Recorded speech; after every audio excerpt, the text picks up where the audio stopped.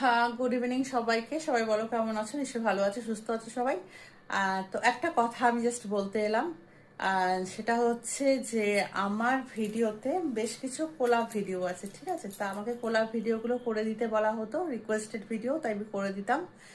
তো কারুর যদি গার্লফ্রেন্ড বা ওয়াইফ তার হাব্বিকে নিয়ে যদি আমার সাথে ভিডিও করা নিয়ে কোনো রকম প্রবলেম হয়, তো সে তার প্রোফাইল থেকে ভিডিওগুলোকে ডিলিট করে দিতে পারে, বিকজ আমি এখানে পারবো না।